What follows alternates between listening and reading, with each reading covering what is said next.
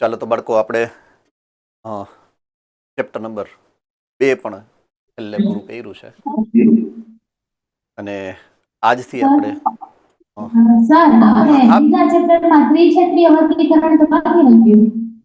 ફરીથી ત્રિક્ષેત્રીય વર્ગીકરણ okay okay સમજાવી દઉં છું અત્યારે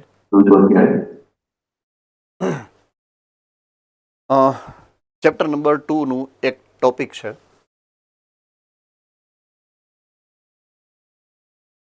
જેમાં આપણે વાત કરી છે વર્ગીકરણ વિશેની. વર્ગીકરણમાં 5 સૃષ્ટિનું વર્ગીકરણ જેની આપણે વાત કરી છે.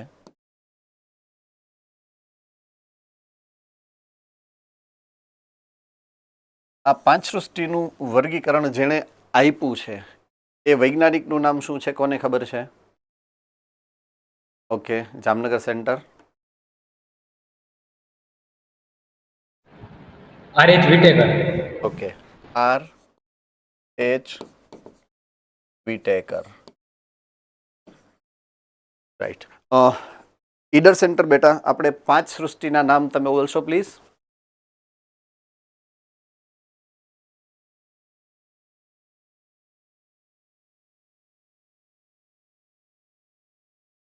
ઈડર સેન્ટરમાંથી 5 સૃષ્ટિના નામ.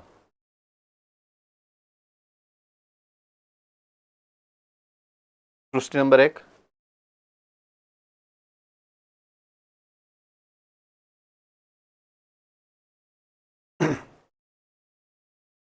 સૃષ્ટિ નંબર 1.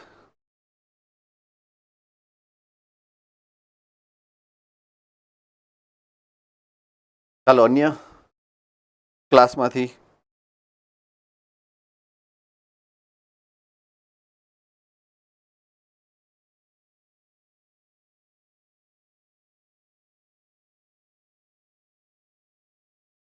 અન્ય class. Okay, Mahuva centre. Mahuva centre. Monera protista ફૂગ. ઓકે, મોનેરા પ્રોટિસ્ટા ફૂગ. વનસ્પતિ અને પ્રાણી. ઓકે, ફૂગ, વનસ્પતિ અને પ્રાણી. ચાલો હવે આમાંથી એક સ્ટેપ આગળ વધ્યું.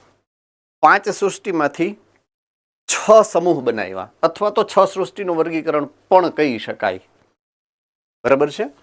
તો એ જે વર્ગીકરણની નવી સિસ્ટમ આવી એમાં ફાઇલોજેનેટિક રિલેશનશિપ એટલે કે જનીનિક જે આંતરક્રિયાઓ છે અને આંતર સંબંધ છે એને ધ્યાનમાં લેવામાં આવ્યા. ઉત્ક્રાંતિક સંબંધ જે છે એ ધ્યાનમાં લેવામાં આવ્યા. એક પ્રકારનો સજીવ બીજા પ્રકારના સજીવની પહેલા કોણ ઉત્પન્ન થયું પછી કોણ ઉત્પન્ન થયું, બરાબર છે, એને ધ્યાનમાં લેવામાં આવ્યા. એટલે હું એનું નામ આપું છું 6 સૃષ્ટિનું વર્ગીકરણ અથવા ત્રિક્ષેત્રીય વર્ગીકરણ.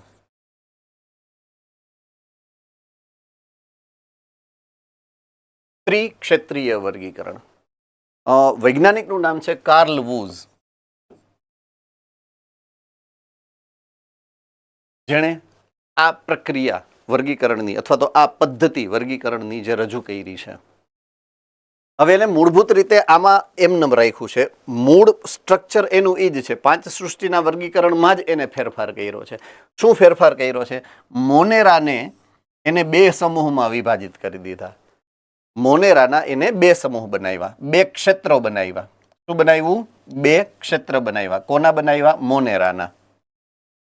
એક છે ક્ષેત્ર 1 અને બીજું છે ક્ષેત્ર 2. એવા બેક્ટેરિયા કે જે વિષમ પર્યાવરણમાં જીવી શકે સૌથી પહેલા આવ્યા છે પૃથ્વી ઉપર, જેની ઉત્ક્રાંતિ પહેલા થઈ છે, બરાબર છે, એને નામ આપ્યું છે એને આર્કી બેક્ટેરિયા.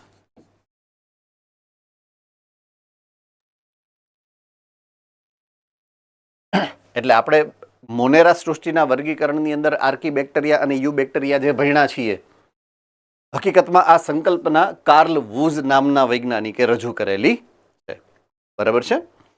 તો પહેલો જે ક્ષેત્ર આવ્યું, પહેલું જે ડોમેઇન આવ્યું, 3 ડોમેઇન સિસ્ટમ કહેવાય એને. તો ક્ષેત્ર નંબર 1 જે છે એ આર્કીબેક્ટેરિયા છે. ક્ષેત્ર નંબર 2 છે એને કહેવાય યુ બેક્ટેરિયા.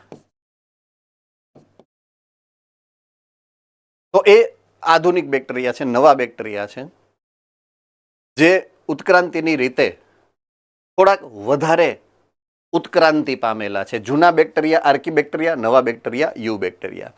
આ વિષમ પર્યાવરણમાં જીવે છે આર્કીબેક્ટેરિયા, અને યુ બેક્ટેરિયા સામાન્ય પર્યાવરણમાં જીવે છે. બરાબર છે.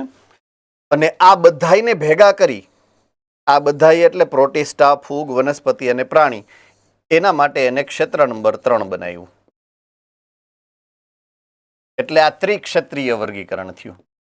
એટલે ક્ષેત્ર નંબર 3 માં કોણ કોણ આવ્યું એનું નામ પડ્યું. ક્ષેત્ર નંબર 3 નું નામ પડ્યું યુકેરિયા.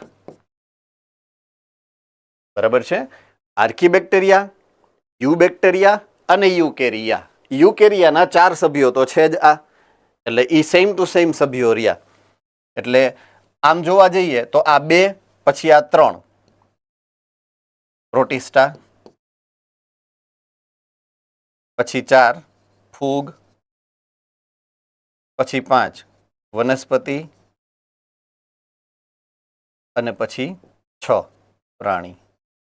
એટલે સમૂહ 6 પડી ગયા. પહેલો સમૂહ આ, બીજો સમૂહ આ, ત્રીજો સમૂહ આ થઈ ગયો, ચોથો સમૂહ, પાંચમો સમૂહ અને છઠ્ઠો સમૂહ. એટલા માટે આને 6 સૃષ્ટિનું વર્ગીકરણ પણ કહી શકાય. બરાબર છે. તો આ રીતે આ જે છે એને ત્રિક્ષેત્રીય વર્ગીકરણ અથવા તો 6 સૃષ્ટિનું વર્ગીકરણ કહી શકાય. તો આ 5 સૃષ્ટિના વર્ગીકરણ જે R.H. વિટેકર છે એમાં થોડોક ફેરફાર કરી અને કાર્લ વુઝે આ ત્રિક્ષેત્રીય વર્ગીકરણ જે છે એ રજૂ કરેલું છે. બાકી તમે જે ભણ્યા સેમ ટુ સેમ. આર્કીબેક્ટેરિયા ઈ છે, યુબેક્ટેરિયા ઈ છે, પ્રોટિસ્ટા, ફૂગ, વનસ્પતિ અને પ્રાણી. બીજો કોઈ ફેરફાર નથી. રાઈટ. ઓકે, બીજા ચેપ્ટરની અંદર કોઈને બીજો કાંઈ જો પ્રશ્ન હોય તો પૂછી શકો છો. Otherwise we are starting chapter number 5. 5મા નંબરનું ચેપ્ટર આપણે શરૂ કરીએ છીએ, સપુષ્પી વનસ્પતિમાં બાહ્યાકાર વિદ્યા. ઓકે, મારે આ અહીંયા અત્યારે તમને થોડીક માહિતી એક બીજી વધારાની ઈ આપવી છે બાળકો, કે સામાન્ય રીતે જે આપણી નીટની પેટર્ન છે, બરાબર છે, એ પેટર્નની અંદર ધોરણ 11 અને ધોરણ 12 એમાંથી અડધું સામાન્ય રીતે પૂછાતું હોય છે. રાઈટ. યુઝ્યુઅલ પેટર્ન પ્રમાણે અડધું પૂછાય. પણ જ્યારે હું એનાલિસિસ કરું છું દર વર્ષના પેપરની, ત્યારે મને જે આંકડો મળે છે એ આવો મળે છે કે લગભગ 55% જે એમાંથી પ્રશ્નો પૂછાય છે એ 12મા ધોરણમાંથી પૂછાય છે. નિયમ 50-50 નો છે. બરાબર છે. અને લગભગ 45% જેટલું ધોરણ 11 માંથી પૂછાય છે. રેડી. ધોરણ 11 માંથી 45% જેટલું અને ધોરણ 12 માંથી લગભગ 55% જેટલું પૂછાતું હોય છે વાર્ષિક. જે તમારો સિલેબસ ચાલતો હોય 11માનો એમાંથી 45% અને આખા વર્ષનો તમારો 12માનો જે સિલેબસ ચાલે છે એમાંથી લગભગ 55%. હવે એ જ પ્રમાણે હું જો સબ્જેક્ટને ડિવાઈડ કરું બેટા, કોને? સબ્જેક્ટને. તમારા 2 સબ્જેક્ટ છે, એક વનસ્પતિ શાસ્ત્ર એટલે કે બોટની અને એક પ્રાણી શાસ્ત્ર એટલે કે ઝૂલોજી. બરાબર છે. તો હું બોટની અને ઝૂલોજીને જો વિભાજિત કરું તો એ પણ આ જ રીતે ડિવાઈડ થાય છે કે બોટનીમાંથી 50% પ્રશ્નો પૂછાય અને ઝૂલોજીમાંથી પણ 50% પ્રશ્નો એવરેજ નીકળતા હોય છે. હવે આ સમજાવવા પાછળનું મારું એક લોજિકલ રીઝન છે, કારણ છે શું કામ હું તમને આ સમજાવું છું એ. બરાબર છે. જ્યારે તમે બેયનો કોર્સ સરખાવશો, કોર્સ એટલે ચેપ્ટરની લેન્થ, ચેપ્ટરની વિડ્થ, ચેપ્ટરની ગહેરાઈ અને એની જટિલતા, તો આ છે ને પ્રમાણમાં આના ચેપ્ટર્સ થોડાક લાંબા હશે. બરાબર છે. લાંબા ચેપ્ટર્સ હશે ઝૂલોજીના. આમાં ઉદાહરણો વધારે હશે.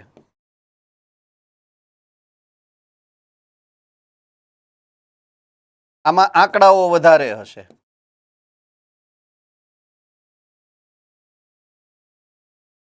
હવે એની સામે બોટનીમાં તમને શું ફાયદો મળશે?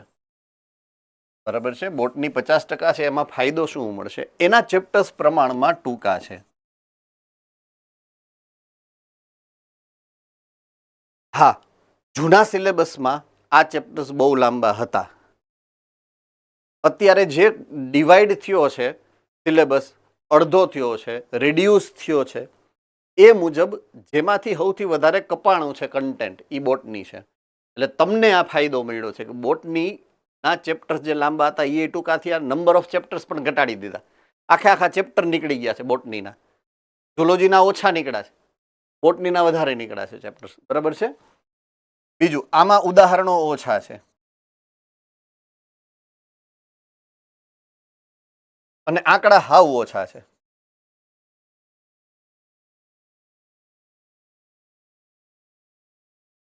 ઓકે, હવે તમારામાંથી લગભગ બધાઈને આ ગમે છે, ઝૂલોજી.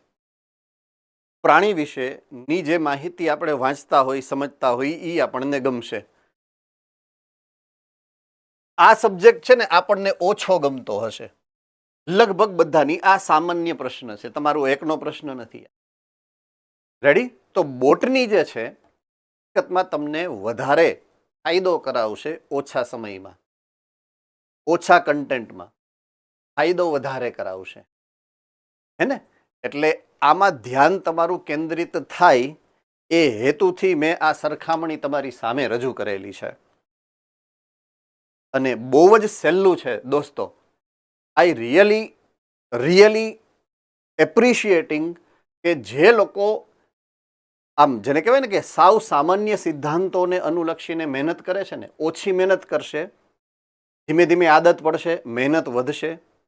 જ્યારે તમારે ખરેખર જરૂરિયાત હશે ને ત્યારે તમે બહુ સારી મહેનત કરતા થઈ જશો. અત્યારે તમને કદાચ ધીમે ધીમે હજી 10માંથી 11માં જે હકીકતમાં તમારે મહેનત કરવી પડે ત્યાં સુધી તમે માંડ પહોંચી શક્યા છો. પ્રેક્ટિસ કરતા કરતા માંડ હવે સમતલ થયા છો તમે આપણી પદ્ધતિમાં. બરાબર છે? પણ આપણે સમતલ થઈએ નથી ચાલવાનું, આપણે તો બહુ સારી મહેનત કરવાની છે. બરાબર છે? મેં તમને ઉદાહરણ આપ્યું હશે કે નથી આપ્યું એ મને ખબર નથી.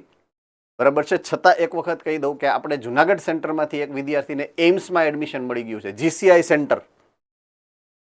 બરાબર છે? આપણા જીસીઆઈ સેન્ટરના જુનાગઢ સેન્ટરમાંથી એક વિદ્યાર્થીને એમ્સમાં એડમિશન મળેલું છે. બધા તાળીઓ પાડશે, બધા તાળીઓ પાડશે.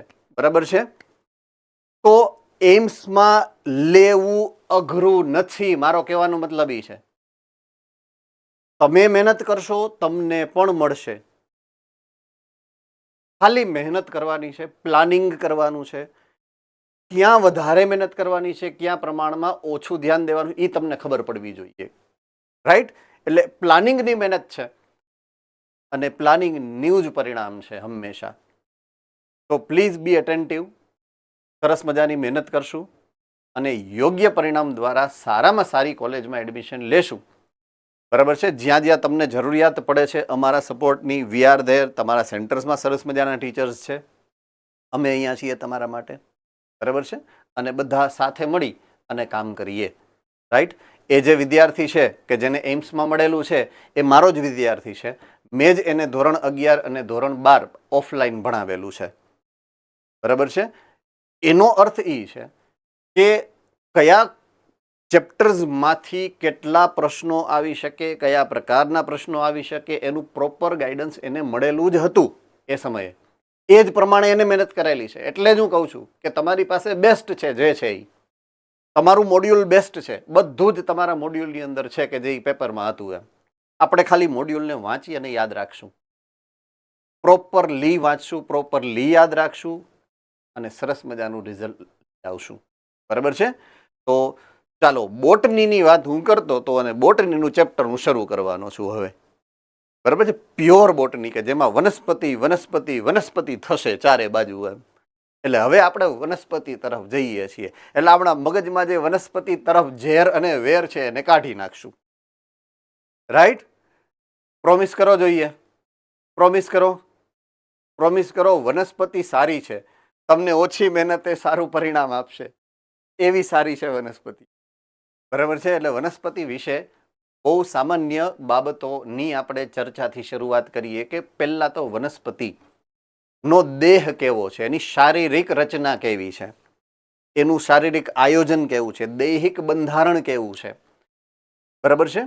ઓકે, બાયોલોજીને જ્યારે આપણે ભણવાની વાત કરશું, બરાબર છે, તો કોઈ પણ સજીવનો જે અભ્યાસ છે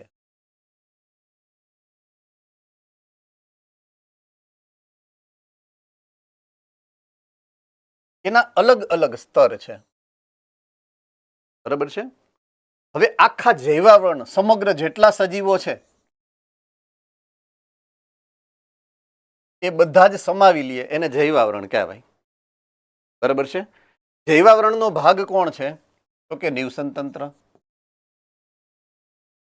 તો અહીંયા પણ તમે સજીવોનો જ અભ્યાસ કરો છો. બરાબર છે. નિવસન તંત્રમાં કોણ હોય? તો કે જૈવ શું કહેવાય સમાજ. જૈવ સમાજ કોનાથી રચાય છે? તો કે જાતિની વસ્તીઓથી. તો આટલા આ પહેલું લેવલ છે ને, જૈવાવરણ, નિવસન તંત્ર, જૈવ સમાજ ને વસ્તી, આ આવે તમારે ઇકોલોજીમાં. ઇકોલોજીને ગુજરાતીમાં કહેવાનું છે નિવસન તંત્ર. શું કહેવાનું છે? નિવસન તંત્ર. નામ તો સુના હોગા, નિવસન તંત્ર નામ સાંભળેલું છે ને. એટલે એક વિષય થઈ ગયો. નિવસન તંત્રની અંદર તમને આટલી સમજ મળે છે આની.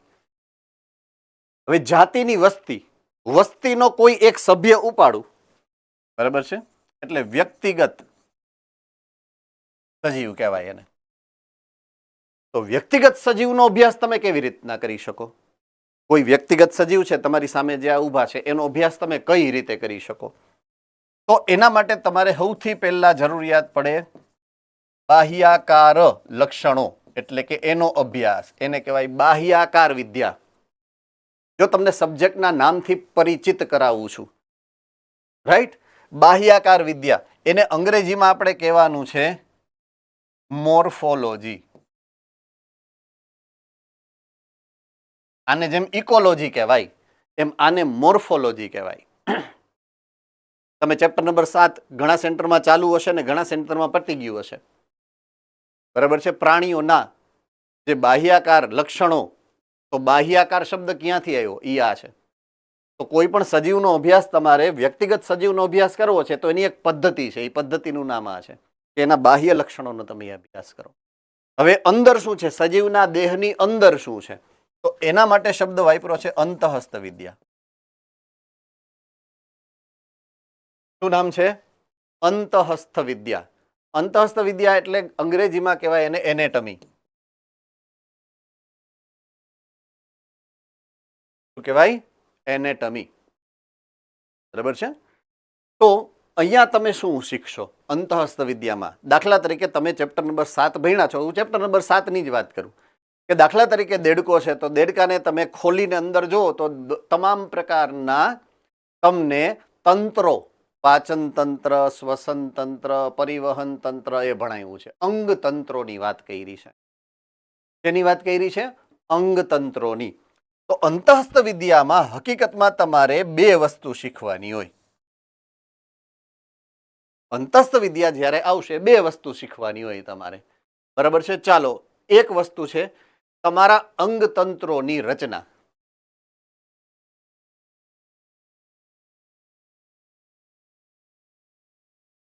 અને બીજું છે અંગતંત્રના કાર્ય.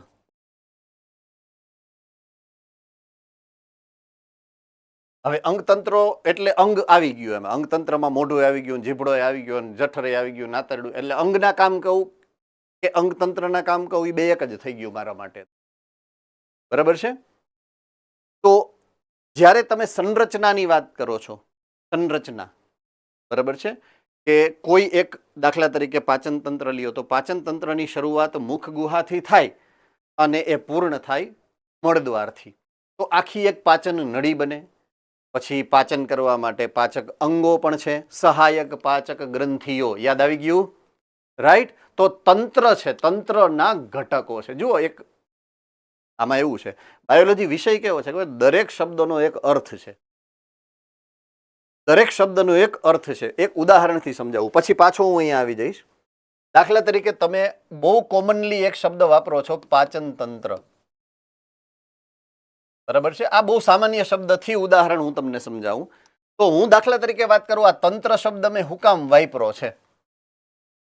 કારણ કે એમાં બે અલગ અલગ પ્રકારની આખી વ્યવસ્થા હારે રહી અને એ કામ કરે છે. બે વ્યવસ્થા છે. બે વ્યવસ્થામાં એક છે પાચન માર્ગ અથવા તો પાચન નળી, અને બીજું છે પાચક ગ્રંથિઓ.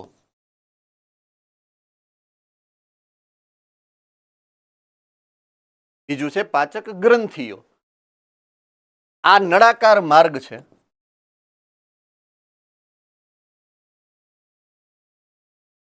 જેનું કામ શું છે? ખોરાકનું વહન કરવાનું. શું હાઈવે છે જેમાંથી ખોરાક પસાર થશે, પણ આપણે તો પાચન કરવાનું છે, વહન થોડું કરવાનું છે. ઈ આ કરે છે, એટલે એનું નામ શું છે? પાચક ગ્રંથિઓ. તો એ શું કરે છે? એ પાચક રસ નું નિર્માણ કરે છે અને સ્ત્રાવ કરે છે. એનાથી થાય શું? ખોરાકનું પાચન.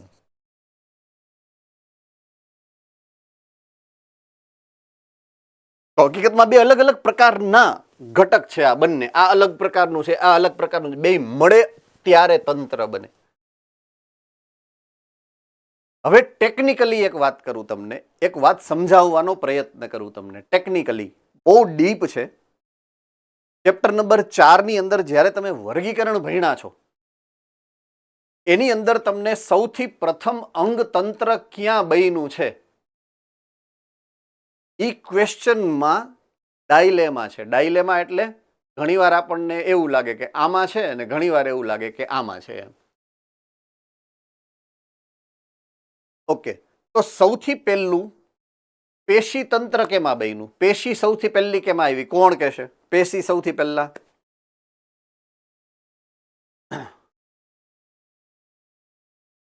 ઓકે, નડિયાદ સેન્ટર તમે બોલો ને બેટા. નડિયાદ સેન્ટર બોલશે પ્લીઝ.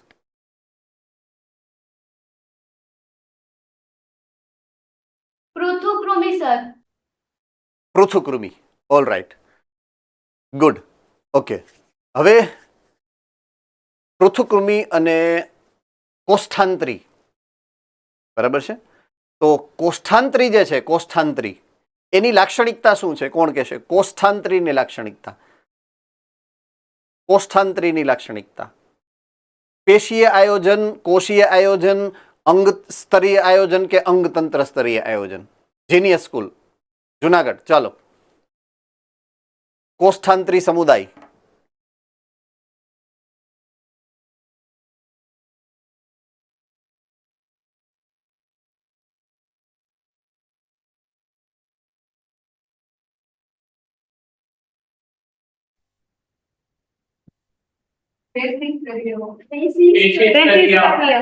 પેશી સ્તરીય. નડિયાદ સેન્ટર કોષ્ઠાંત્રી સમુદાયમાં સૌથી પહેલા પેશી બની છે. રેડી? યાદ આવી ગયું ને હવે? Okay, good. ચાલો હવે સુરત પાલનપુર, ચાલો તમારા માટે ક્વેશ્ચન છે એક સરસ મજાનો. સૌથી પહેલા અંગ કેમાં બન્યા? સૌથી પહેલા અંગ ક્યાં બન્યા છે? કયા સમુદાયમાં?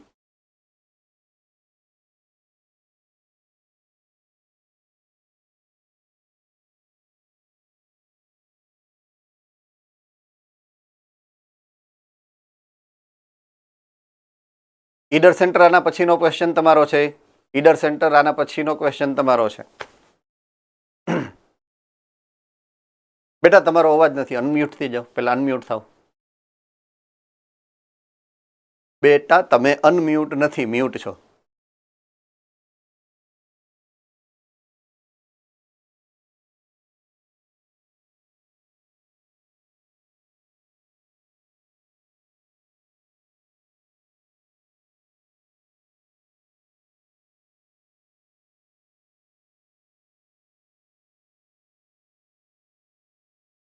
હું પણ માઉસ લઈ લઉં ને ભાઈ. પેલા ભાઈને મેં કીધું કે ટાઈપ કરો, પાછો આમ કરું છું. હું તો બોલી શકું છું, સાંભળે છે તોય હું આમ કરું. કઈ વાંધો નહીં. યસ, મારો ક્વેશ્ચન એવો હતો કે સૌથી પહેલું અંગ સ્તરીય આયોજન કોનું છે? બરાબર છે. મેં પ્રોમિસ ઈડર વાળાને કર્યું હતું, એટલે હવે હું ઈડરને જ પૂછું છું. ઈડર સેન્ટર.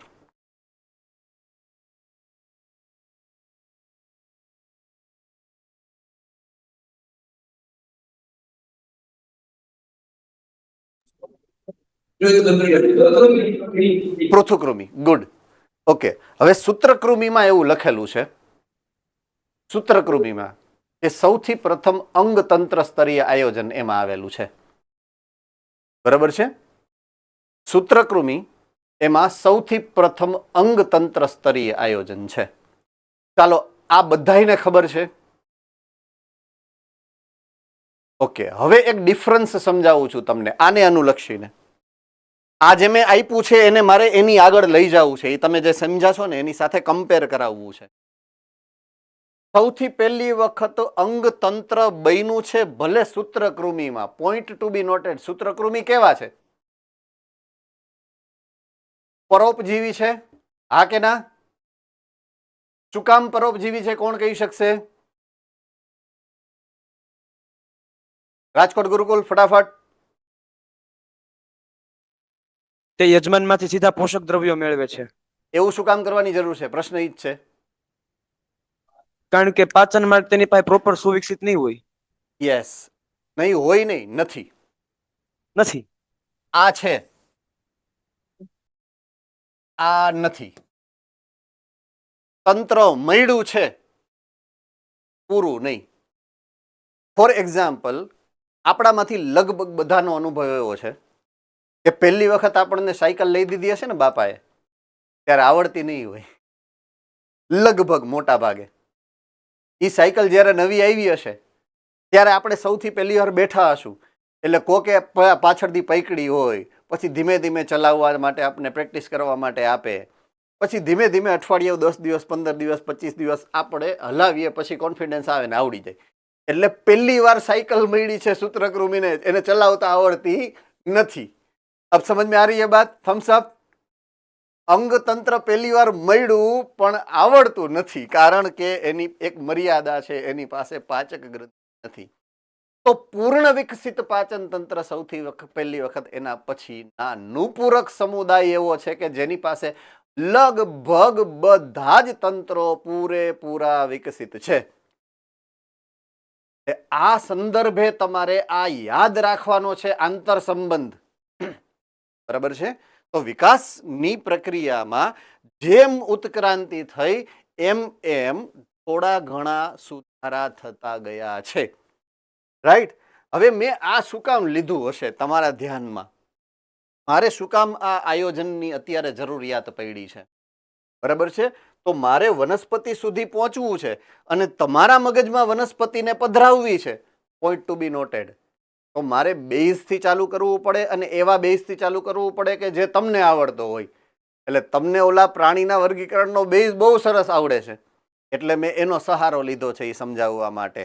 રેડી? મારે પ્રાણી સૃષ્ટિ અત્યારે નથી સમજાવવાની, મારે તો ખાલી ઉદાહરણ સમજાવવાનું હતું. તો પ્રાણીના વર્ગીકરણમાં તમે આયોજનના અલગ અલગ સ્તરો સમજ્યા છે. બરાબર છે. એમાં પહેલું સ્તર છે કોષ સ્તરીય આયોજન, બીજું છે પેશી સ્તરીય આયોજન, ત્રીજું છે અંગ સ્તરીય આયોજન, અને ચોથું છે અંગતંત્ર સ્તરીય આયોજન.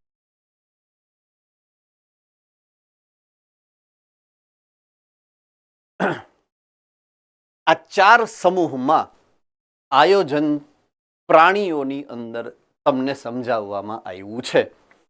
ઉદાહરણની વાત કરું, કોષ સ્તરીય આયોજન કેમાં છે? તો કે સચ્છિદ્રાની અંદર.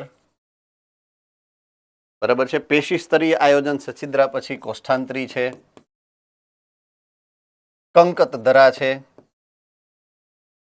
અને અંગ સ્તરીય આયોજન છે તો કે પૃથુકૃમિમાં છે. અને અંગતંત્ર સ્તરીય આયોજન મેં હમણાં જ સમજાવ્યું તમને, સૂત્રકૃમિથી લઈ પછી નુપૂરકથી લઈ અને બધા જ છેટ આપણા સુધી. બરાબર છે? આ તમે જાણો છો ઈ. હવે મારે વનસ્પતિના સંદર્ભે આ આયોજન સમજવું છે કે વનસ્પતિને હું આમાં ચારમાંથી કઈ જગ્યાએ મૂકી શકું. બરાબર છે? વનસ્પતિ પણ સજીવ છે, એમાં પણ આ ચારમાંથી એક જ પ્રકારનું આયોજન હશે. કાં તો કોષ સ્તરીય હશે, કાં તો પેશી સ્તરીય હશે, કાં તો અંગ સ્તરીય હશે અને કાં તો અંગતંત્ર સ્તરીય હશે. બરાબર છે? તો ઓકે, આ ચાર ઓપ્શનમાંથી પહેલા ઓપ્શન સાથે સહમત કેટલા હોઈ શકે તમારામાંથી? હું અત્યારે વોટિંગ કરાવું છું. વોટિંગ. વનસ્પતિઓ કોષ સ્તરીય આયોજન ધરાવે છે, કેટલા સહમત છો? Okay, all right, good, fine. અમુક છે, લગભગ મને 30-40 જણા મળ્યા છે. ઓકે, વનસ્પતિ પેશી સ્તરીય આયોજન ધરાવે છે. ચાલો, કેટલા છો? પેશી સ્તરીય આયોજન. ઓકે, ઓના કરતા લગભગ ડબલ સંખ્યામાં છીએ. અંગ સ્તરીય આયોજન, વનસ્પતિમાં હૃદય હોય, બોલો. અંગ સ્તરીય આયોજન, હે ને? અંગ સ્તરીય બહુ ઓછા માણસો છે અંગવાળા. વનસ્પતિને અંગ છે એવું કહેવા વાળા ગયણા ગાયઠા છે. ઘણાએ વાંચી લીધું હોય, ઘણાએ વાંચી લીધું હોય, ઘણાએ વાંચી લીધું. પકડાઈ ગયા, જો પકડાઈ ગયા, હે ને? હા, કાંઈ વાંધો નહીં. અને અંગતંત્ર સ્તરીય આયોજન છે એવું કહેવા વાળા કેટલા? હું તો તમાચો મારીશ અહીંયાથી બ્લુટૂથમાં. મવા અંગતંત્ર વનસ્પતિને હોય. એટલે અંગતંત્ર તો ખાલી પ્રાણીઓમાં જ હોય, એ પૃષ્ઠવંશીઓમાં ઉચ્ચ કક્ષાના હોય. એમાં જેમ જેમ તમે ઉપર જાશો એમ વધતું જાય. સારું, સૌથી પહેલી શરૂઆત સૂત્રકૃમિથી થાય, પણ વનસ્પતિમાં અંગતંત્ર નથી. વનસ્પતિનું આયોજન અંગ સ્તરીય આયોજન છે. કેવું છે? અંગ સ્તરીય આયોજન છે. આવું યાદ રાખશું. રેડી? એટલે જે લોકોએ અંગ સ્તરીય ત્રીજા નંબરમાં હેન્ડ રેઝ કર્યા હતા, they are winning this game, this question game. હો, ખાલી રેડી? અંગ સ્તરીય આયોજન છે વનસ્પતિઓની અંદર. આ પહેલી માહિતી જે તમારા મગજમાં હોવી જોઈએ. એટલે કે એમાં કોષો છે, કોષોથી પેશી બને છે અને પેશીથી અંગ બને છે. આટલી વ્યવસ્થા છે વનસ્પતિઓમાં, આનાથી વધારે નથી. મેં તો તમને કન્ફ્યુઝ કરવા માટે એવું કીધું હતું કે વનસ્પતિને અંગ છે મીન્સ હૃદય છે. એવા અંગ નથી, પણ અંગ તો છે જ. ફાઇન. તો ચાલો વનસ્પતિના અંગની વાત કરીએ. બરાબર છે? જો આ માહિતી તમારા મગજમાં અત્યારથી યાદ રહી જવી જોઈએ. ગોખાઈ જાય શબ્દ ખોટો પડે છે. યાદ રહી જવી જોઈએ. ઇન્ટરેસ્ટથી તમે જોવો, સમજો, જાણો. વનસ્પતિના અંગોની વાત કરું છું. વનસ્પતિના અંગોની વાત કરીએ આપણે. તો વનસ્પતિના અંગો બે સમૂહના છે. એક છે વાનસ્પતિક અંગો અથવા તો વાનસ્પતિક અવયવો જેને કહેવાય. ઓકે, વાનસ્પતિક અવયવની વ્યાખ્યા મેં ભૂતકાળમાં સમજાવેલી છે. કોને યાદ છે? વાનસ્પતિક અવયવને જો તમારે વ્યાખ્યાયિત કરવું હોય તો કઈ રીતે કરી શકાય? ચાલો, જેને ખબર હોય એ હેન્ડ રેઝ કરી અને જવાબ આપશે. વાનસ્પતિક અવયવ એનો મતલબ અથવા તો એની વ્યાખ્યા આપવી હોય તો લુણાવાડામાંથી કોઈનો હાથ ઉપર છે એવું મને દેખાય છે કે ઇલ્યુઝન છે. ઇલ્યુઝન એટલે ભ્રમ. ઓકે, નથી. ચાલો, કોઈ નહીં. આહા, માય બેડ. ગંભીર મુદ્દો કહેવાય તો. ઓકે, હાશ, બરોડામાંથી એન્ડ્રેસ થયો ખરો અંતે. વાહ મારા વાલીડા, આવી જ જાઓ તમ તારે. બોલો બોલો ફટાફટ, હાલો.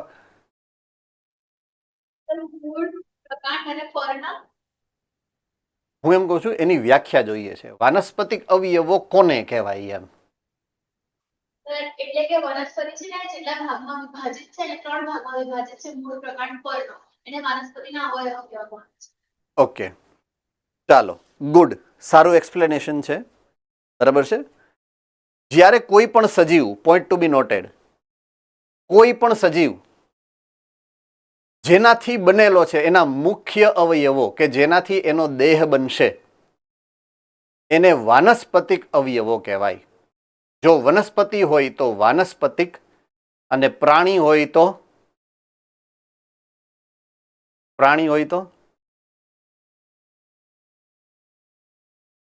પ્રાણિક દેહ એવો ન કહેવાય, તો એને વાનસ્પતિક અવયવ જ કહેવાય. બરાબર, એ તો શબ્દ છે કે જે કોઈના માટે વાપરી શકાય. દૈહિક અવયવો, દૈહિક ભાગ ગણાય. દૈહિક ભાગ એવો શબ્દ વાપરીએ છીએ, દૈહિક અવયવો એવો શબ્દ વાપરીએ છીએ પ્રાણીઓ માટે. બરાબર છે. વનસ્પતિ માટે વાનસ્પતિક અવયવો અને પ્રાણીઓ માટે દૈહિક અવયવો એવો શબ્દ આપણે વાપરશું. આ બહુ ઇમ્પોર્ટન્ટ વસ્તુઓ છે. શબ્દો છે એના અર્થ પ્રોપરલી તમારા મગજમાં ફિટ હોવા જોઈએ. તો વાનસ્પતિક અવયવો કે જેનાથી વનસ્પતિનો દેહ બને છે, તો એવા 3 અવયવો છે. વાનસ્પતિક અવયવો કેટલા છે? 3. સૌથી પહેલું વનસ્પતિની ઓળખ શું છે? ચાલો, વનસ્પતિની ઓળખ શું છે જેનાથી વનસ્પતિ અલગ તરે છે બીજા સજીવોથી? ઓળખ શું વનસ્પતિની? ભુજ સેન્ટર.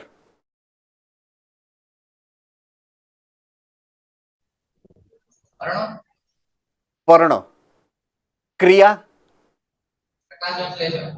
ઓકે, તો વનસ્પતિ પ્રકાશ સંશ્લેષણથી અલગ પડે.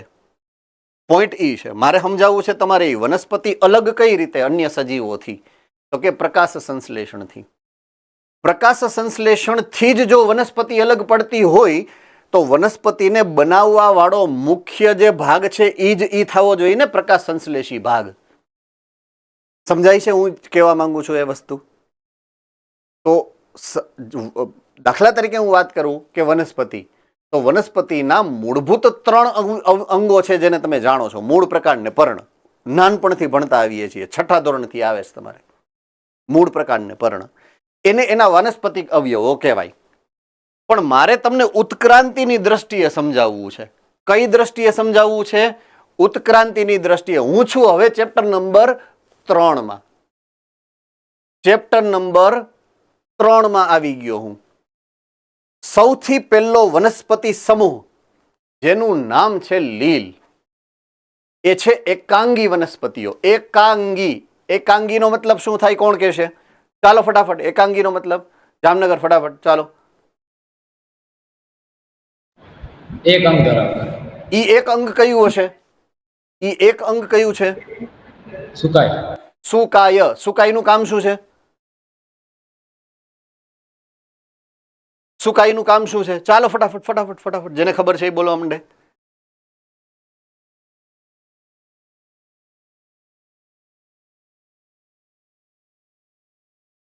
જુનાગઢ, જુનાગઢ, ચાલો ફટાફટ. સુકાઈનું કામ.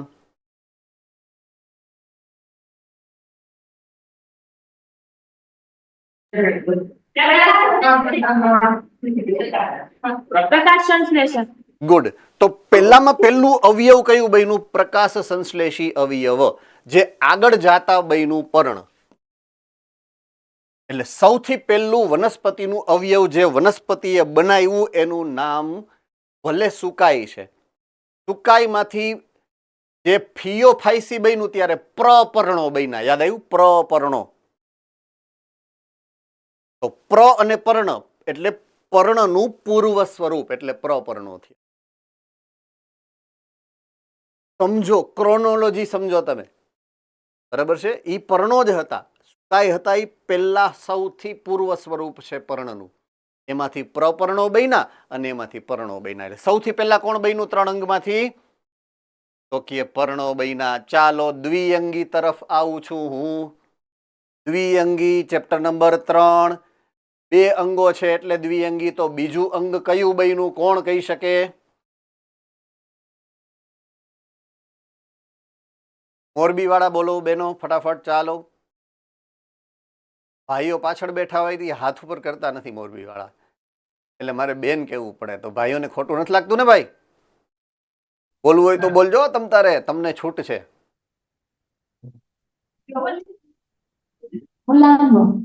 ફરીથી એકવાર બેટા. ગુડ. મૂલાંગો. એટલે બીજું અંગ કયું બન્યું વનસ્પતિમાં? મૂળ. જેમ પર્ણ પ્રપર્ણ સ્વરૂપે બન્યું એમ મૂળ મૂલાંગ સ્વરૂપે બન્યા દ્વિઅંગીઓમાં. હવે તો જવાબ કઈ કે નો કઈ બધાને ખબર પડી ગઈ. ત્રીજું અંગ કયું છે એ પ્રકાંડ. એટલે આ ક્રમમાં ઉત્ક્રાંતિ થઈ છે 3 અંગોની. સૌથી પહેલા પર્ણ બન્યા છે, પછી મૂળ બન્યા છે અને પછી પ્રકાંડ બન્યા છે. તો આ 3 વાનસ્પતિક અવયવો છે. આ જ્યાં સુધી બન્યા હતા ત્યાં સુધી વનસ્પતિઓ મૂળભૂત રીતે અલિંગી પ્રજનન કરતી હતી ત્રિઅંગીઓ સુધી, અને પછી એમાં લિંગી પ્રજનન કરતા અવયવો બન્યા. એને કહેવાય પ્રજનન અવયવો. પ્રજનન અવયવો 3 પ્રકારના છે, જેનાથી ઈ ઓળખાય છે લિંગી પ્રજનન એ પુષ્પ છે. ચાલો સપુષ્પી વનસ્પતિ ઉપર આવ્યા તમે. ક્યાં આવ્યા? સપુષ્પી વનસ્પતિ કે જે પુષ્પનું નિર્માણ કરે છે. પુષ્પલિંગી પ્રજનન કરતું અવયવ છે એવું તમને સમજાવેલું હતું ચેપ્ટર નંબર 3 માં. બધાને યાદ છે? થમ્સઅપ કરશો. ગુડ. તો સૌથી પહેલું પ્રજનન અવયવ પુષ્પ છે. પછી બીજા નંબરનું અવયવ છે પુષ્પની અંદર ઉત્પન્ન થતા, એ હું અંદર તો લખતો તો બોલો અંદર નહીં, આ પુષ્પ છે, આ બીજ છે, અને બીજની ઉપર રક્ષણાત્મક રીતે ફળ બને છે. આ 3 થઈ ગયા એના પ્રજનન અવયવો. તો વાનસ્પતિક અવયવો 3 છે, મૂળ પ્રકાંડ પર્ણ, અને પ્રજનન અવયવો 3 છે, પુષ્પ બીજ અને ફળ. બસ આની ચર્ચા આપણે કરવાની છે ચેપ્ટરની અંદર. કેમ લાગ્યું? સમજાઈ જશે કે નહીં સમજાય? સમજાઈ જશે ને બધાને હવે? રાઈટ. એટલે તમારે આ ચેપ્ટરની અંદર બસ આના વિશેની ચર્ચાઓ કરવાની છે મૂળભૂત રીતે, કે વનસ્પતિઓની અંદર સામાન્ય રીતે કેવા પર્ણો, કયા કયા પ્રકારના પર્ણો જોવા મળે છે, એનું કાર્ય શું છે, અને જો એનું રૂપાંતરણ થાય તો વિશેષ કાર્ય માટે એનું રૂપાંતરણ કઈ કઈ રીતે થતું હોય છે. સેમ વસ્તુ તમારે મૂળ, મૂળ કોને કહેવાય, કેવા હોય, અલગ અલગ વનસ્પતિઓમાં એની લાક્ષણિકતા શું છે, અને જો કોઈ ચોક્કસ પ્રકારના કાર્ય કરવા માટે એનું રૂપાંતરણ થયું હોય તો કયા પ્રકારનું થયું હશે. પ્રકાંડ, પ્રકાંડના કેટલા સ્વરૂપ છે, કઈ વનસ્પતિઓમાં કેવું પ્રકાંડ જોવા મળે છે, એની લાક્ષણિકતા શું છે, અને જો એનું રૂપાંતરણ થયું તો કઈ રીતે રૂપાંતરણ થયું છે કઈ વનસ્પતિમાં. સેમ વસ્તુ તમારે પુષ્પ બીજ અને ફળ માટે જોવાની છે. કઈ વનસ્પતિમાં કેવા પુષ્પ, કેવા બીજ અને કેવા ફળ જોવા મળે છે. તો આ પ્રકારની માહિતી આપણે આ ચેપ્ટરની અંદર શેર કરશું. તો સૌથી પહેલામાં પહેલી સ્લાઇડ, પહેલામાં પહેલી માહિતી જેના વિશે મેં તમને સમજાવેલું છે એ કે એમાં સૌથી પહેલા બાહ્યાકાર વિદ્યા કોને કહેવાય? સજીવોના બાહ્ય લક્ષણોનો અભ્યાસ. બહારથી સજીવ કેવા દેખાય. તો વનસ્પતિની આકૃતિને મેં અહીંયા તમારી સામે મૂકી. આ આકૃતિ કદાચ તમારી બુકમાં પણ હશે, ટેક્સ્ટ બુકમાં પણ હશે, મોડ્યુલ્સમાં પણ હશે, રેફરન્સ બુકમાં પણ હશે. એમાં આ વનસ્પતિના મૂળભૂત રીતે 2 ભાગ પાડવામાં આવે છે. 2 ભાગ પડે છે. એક ભાગ એવો છે કે જે જમીનની સપાટીથી ઉપર છે, એક ભાગ એવો છે કે જે જમીનની સપાટીથી અંદરની બાજુએ જાય છે. ચાલો આમાં કોઈને સમજવામાં મુશ્કેલી છે? હોવી જ ન જોઈએ. બરાબર છે. જમીનની ઉપર જાય એને પ્રરોહ તંત્ર કહેવાય, અને જમીનની અંદર જાય એને મૂળ તંત્ર કહેવાય. જો આવી રહ્યું મૂળ તંત્ર જે જમીનની અંદર જાય છે, પ્રરોહ તંત્ર કે જે જમીનથી ઉપરની બાજુએ જાય છે.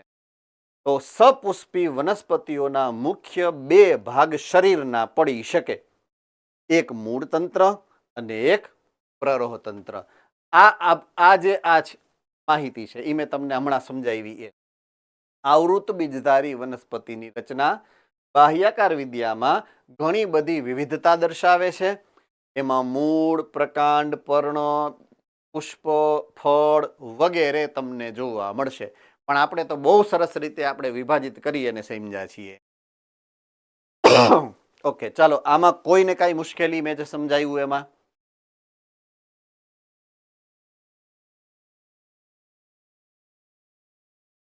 તો સૌથી પહેલા આપણે અકોર્ડિંગ ટુ ધી સિલેબસ જે ભણવાનું છે એ છે મૂળ વિશે. બરાબર છે. તો તમારો મૂડ સરસ રાખી અને આગળ વધીએ. મૂળ વિશે ભણીએ. ચાલો હવે કોઈ પણ એક બીજ લઈએ આપણે, કોઈ પણ એક બીજ લઈએ આપણે, તો બીજની અંદર બીજપત્ર છે એવું કોને કોને ખબર છે? બીજની અંદર બીજપત્ર હોય એ કોને કોને ખબર છે? ઓકે, બીજની અંદર ભ્રૂણ હોય એ કોને કોને ખબર છે? બીજની અંદર ભ્રૂણ હોય એ કોને કોને ખબર છે? ઓકે, ચાલો હવે હું એ બીજની વાત કરું તો બીજમાં બે વસ્તુ છે મેઇનલી, એક છે બીજપત્રો અને એક છે ભ્રૂણ. જો બીજપત્ર એક છે તો એને આપણે કહીએ છીએ એકદળી વનસ્પતિ, અને જો બીજપત્રો બે છે, હું આ ઉચ્ચ કક્ષાની સપુષ્પી વનસ્પતિ એટલે કે આવૃત બીજધારીની વાત કરું છું. બરાબર છે, સપુષ્પી વનસ્પતિ એટલે જનરલી આવૃત બીજધારી વનસ્પતિ એવું ગણવાનું તમારે, એવું સમજવાનું તમારે. જો બે બીજપત્ર હોય તો એને આપણે દ્વિદળી કહીએ છીએ. ચાલો આ બધી માહિતી તમને ચેપ્ટર નંબર 3 માં આપી ગયેલી છે, હું ફક્ત ને ફક્ત રિવાઇઝ કરું છું. ભ્રૂણની અંદર ભ્રૂણમાં ભ્રૂણધરી હોય એક. શું હોય? ભ્રૂણધરી. ઈ કેન્દ્રમાં હોય, ભ્રૂણધરી છે ને, ધરી એટલે ઈ કેન્દ્ર છે, એનું મુખ્ય અક્ષ છે, એનું કેન્દ્રનો ભાગ ને ભ્રૂણધરી કહેવાય. એની ઉપરની બાજુએ અને એની નીચેની બાજુએ, ઉપરની બાજુએ છે ભ્રૂણાગ્ર અને નીચેની બાજુએ છે ભ્રૂણ મૂળ.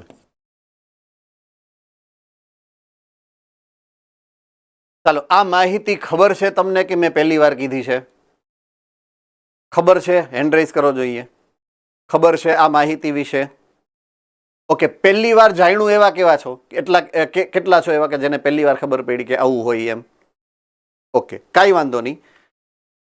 ભ્રૂણના બે વિસ્તારની વાત આપણે અત્યારે સમજવાની છે, એક આ અને એક આ, રાઈટ? એક છે ભ્રૂણાગ્ર. જો નામ ઉપરથી ખબર પડી જાય કે નહીં, ભ્રૂણનો અગ્ર ભાગ છે ભ્રૂણાગ્ર. રેડી? હા કે ના? ભ્રૂણ અગ્ર, ભ્રૂણાગ્ર. અને એક ભ્રૂણ મૂળ. મૂળ એટલે નીચે જ હોય, એટલે ઉપરનો જે છેડો છે એને ભ્રૂણાગ્ર કહેવાય, નીચેનો જે છેડો છે એને ભ્રૂણ મૂળ કહેવાય. ચાલો આમાં કોઈને સમજવામાં મુશ્કેલી નથી ને? ઓકે, ઓલા બે તંત્રની વાત કરી હમણાં મેં થોડીક વાર પહેલા, જો અહીંયા હતા ઈ. એક મૂળ તંત્ર અને એક પ્રરોહ તંત્ર. એનો જે વિકાસ ભ્રૂણમાંથી થાય એ કઈ રીતે થાય એ સમજાવું. ભ્રૂણાગ્રમાંથી પ્રરોહ તંત્ર બને.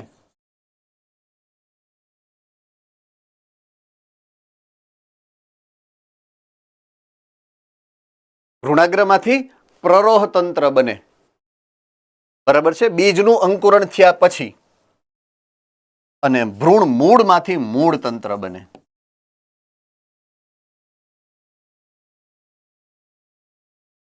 તો મૂળ તંત્ર શેમાંથી બને? તો કે ભ્રૂણ મૂળમાંથી બને, અને પ્રરોહ તંત્ર શેમાંથી બને? તો કે ભ્રૂણાગ્રમાંથી બને. ચાલો થમ્સ અપ કરી દો જો એટલે મને ખબર પડે આગળ વધવાની. All right, very good.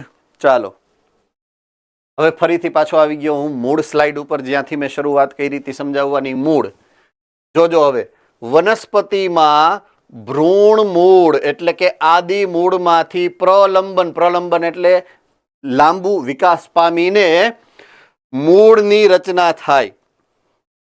મૂળની રચના જમીનની અંદર થાય છે. કોને નથી ખબર કે મૂળ જમીનમાં હોય? હેન્ડ રેઝ કરો તો એટલે આ માઉસનો ઘા આવવા દો અહીંયાથી. એટલે બધાને ખબર છે કે મૂળ જમીનની અંદર વિસ્તરે. ઓકે, વેરી ગુડ, સારું કહેવાય. લ્યો, મને આનંદ થયો. આ તમને બધાને ખબર છે ને કે મૂળ જમીનની અંદર હોય, હે ને? ચાલો એક વાત હું તમને શેર કરું છું હવે, સરસ મજાની, જે આની અંદર છે નહીં, કદાચ બુકમાં હશે તો પણ મને ખબર નથી બહુ. મૂળ જે છે ને, મૂળ, એના માટે અમુક ટર્મિનોલોજી છે. હાલો ને વાંચ વયો જાઉં હું પાછો, જ્યાં હતો ત્યાં છે, એ વધારે સારું પડશે તમને સમજવું.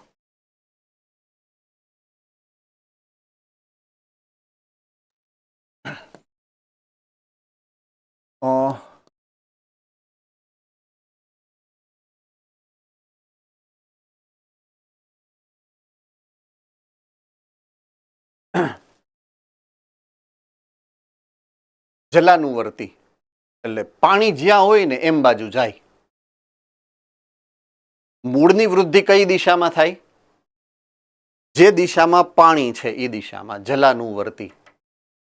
બરાબર છે. તો ઋણ ઊંધી ક્યાંથી થાય? પ્રકાશ જ્યાં છે એનાથી ઊંધી જાય. જ્યાં સૂર્યપ્રકાશ છે અહીંયા મૂળ ન હોય. મૂળ ક્યાં હોય? જ્યાં સૂર્યપ્રકાશ નથી અહીંયા. એટલે નેગેટિવ પ્રકાશાનુવર્તી. જો આ શબ્દો ટેકનિકલ છે, બહુ જ મહત્વના છે, અત્યંત મહત્વના છે નીટ માટે, એટલે વધારાના તમને એડ કરાવું છું અહીંયા. બરાબર છે. ઓકે, હજી એક શબ્દ સમજાવું તમને. પોઝિટિવ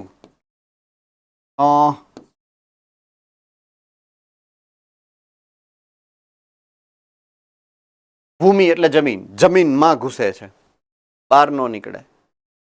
બરાબર છે. જમીન ભૂમિ વર્તી પોઝિટિવ એ તરફ જાય છે અંદર. પછી હજી એક છે પોઝિટિવ ગુરુત્વાકર્ષણ ની દિશા તરફ. ગુરુત્વાકર્ષણની દિશામાં જાય. પોઝિટિવ વૃદ્ધિ એમ બાજુ થાય એની. હવે જો હું મૂળની જગ્યાએ પ્રકાંડ લખી નાખું ને પ્રરોહની, તો આ બધું ઊંધું થઈ જાય. નેગેટિવ જલાનુવર્તી અને પોઝિટિવ પ્રકાશાનુવર્તી. નેગેટિવ ભૂમિથી ઊંધા જાય, જમીનથી. અને ગુરુત્વાકર્ષણની દિશા નીચે છે એ ઉપર જાય, એટલે માઇનસ ગુરુત્વાકર્ષણની દિશા. એટલે નીચે એક લાઈનમાં તમે લખી નાખો કે પ્રરોહ તંત્રમાં ઉપરનું બધું ઊંધું થઈ જાય એમ. એટલે તમને ખબર પડી જાય વાંચવા બેસો ત્યારે, ડબલ લખવાની ગધા મજૂરી ના થાય એમ. હે ને?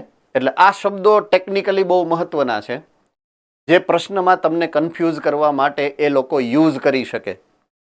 નીટના પ્રશ્નોનું જ્યારે ફોર્મેશન થતું હોય, બનતું હોય ને, ત્યારે આવા શબ્દો વપરાતા હોય વચ્ચે વચ્ચે ક્યાંક, જે તમને કન્ફ્યુઝ કરી દે. જો કોઈ દી સાંભળ્યા ના હોય તો એક વખત વ્યવસ્થિત રીતના સાંભળી સમજી અને એકવાર યાદ રાખવાના હોય. એકવાર યાદ રહી ગયા પછી પૂરું થઈ જાય. આમાં ભૂલાય એવું કાંઈ નથી એમ.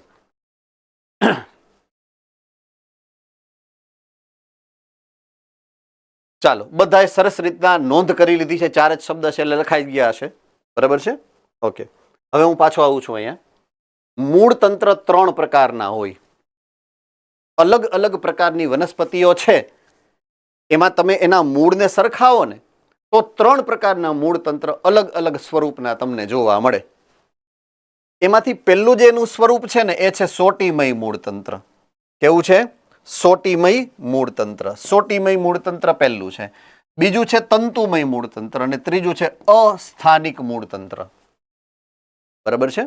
એક છે સોટીમય મૂળ તંત્ર, બીજું છે તંતુમય મૂળ તંત્ર, ત્રીજું છે અસ્થાનિક મૂળ તંત્ર. ઓકે, હવે બાળકો ચેપ્ટર નંબર 3 ઉપર હું પાછો આવું છું, કારણ કે વનસ્પતિનું છે એટલે વનસ્પતિ સૃષ્ટિ સાથે ગાઢ રીતના સંકળાયેલ છે આ ચેપ્ટર. ખાસ એની ઉત્ક્રાંતિની વાત કરીએ તો હું જ્યારે લીલ એટલે કે એકાંગી વનસ્પતિની વાત કરું તો એના કદ, એના સ્વરૂપ એવા છે કે જલીય છે એટલે એને જમીન ઉપર તો ઉગવાનું થતું જ નથી. વાર્તા પૂરી થઈ ગઈ એટલે એ લિસ્ટમાંથી જ નીકળી ગઈ. એકાંગી વનસ્પતિ આ લિસ્ટમાં આવતી જ નથી, જેની આપણે ચર્ચા અત્યારે કરવા જઈ રહ્યા છીએ. રેડી? ઓકે, હું વાત કરું હવે દ્વિઅંગી વનસ્પતિઓની, તો દ્વિઅંગી વનસ્પતિના સુકાઈ કેવા છે? ટટ્ટાર, ઉપરની તરફ જાય છે. અને અમુક એવા છે કે જે ફેલાય છે. 2 સમૂહ છે દ્વિઅંગીઓના. કોને યાદ છે નામ?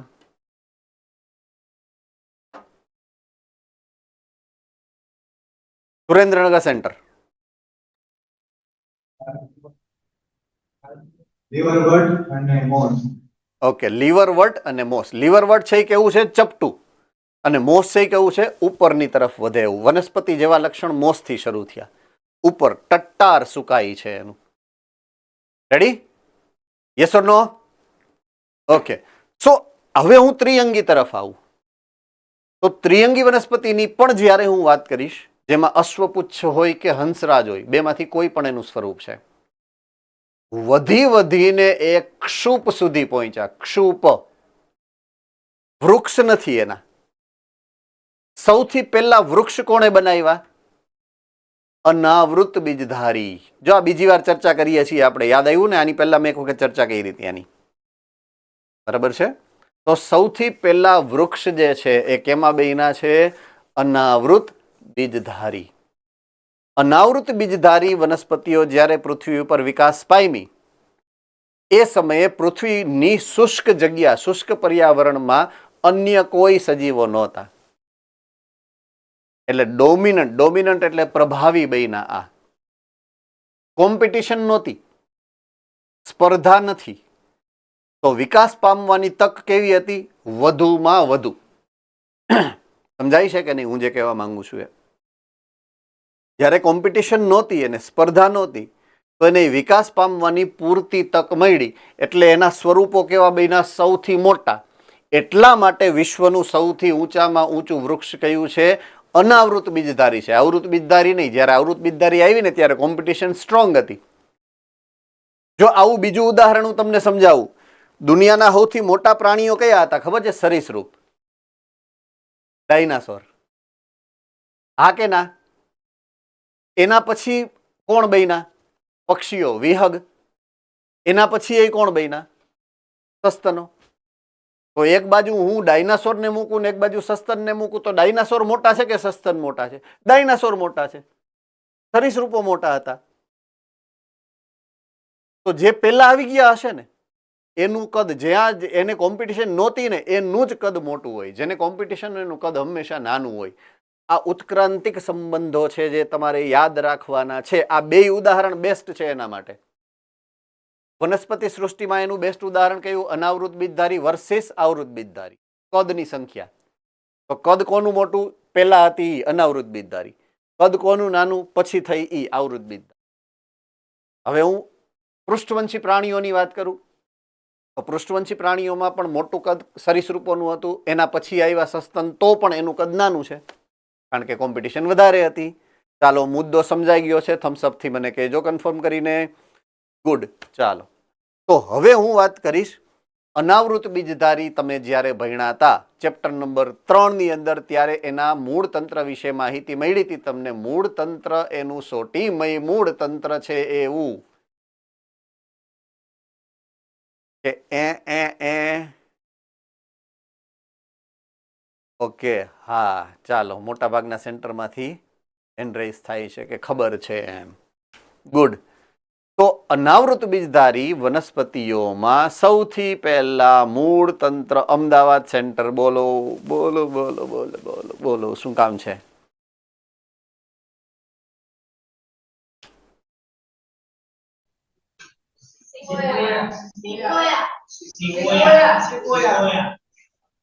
પણ શું?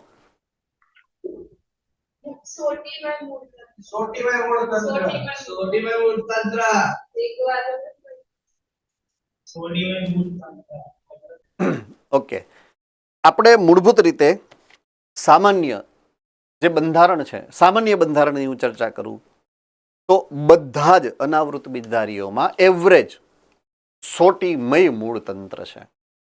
સોટીમય મૂળ તંત્ર પહેલી વાર જે વિકાસ પામ્યું એ વિકાસ પામવાની શરૂઆત એણે અનાવૃત બીજધારી વનસ્પતિઓથી કરેલી છે. ત્યાંથી આપણે શરૂઆત કરીએ છીએ આ ડિસ્કશનની. સોટીમય મૂળ તંત્રની. તો સોટીમય મૂળ તંત્ર પહેલા કેમાં બન્યું છે? અનાવૃત બીજધારીમાં.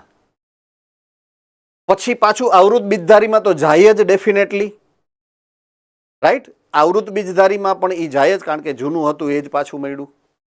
એટલે અનાવૃત બીજધારીથી સોટીમય મૂળ તંત્ર શરૂ થયું છે.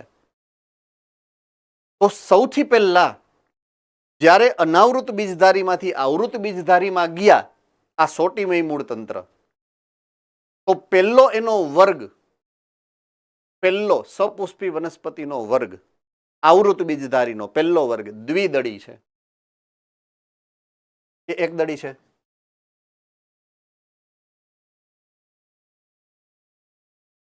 ઓકે, જુનાગઢ સેન્ટર બોલો.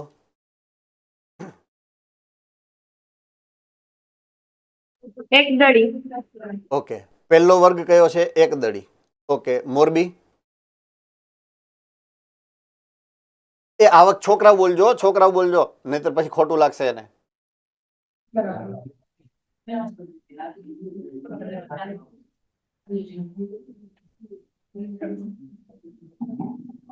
આ વખતે સુરત પાલનપુરમાં મારે ઓલી પાછળ બેઠી છોકરીને કહેવાનું છે બોલવાનું.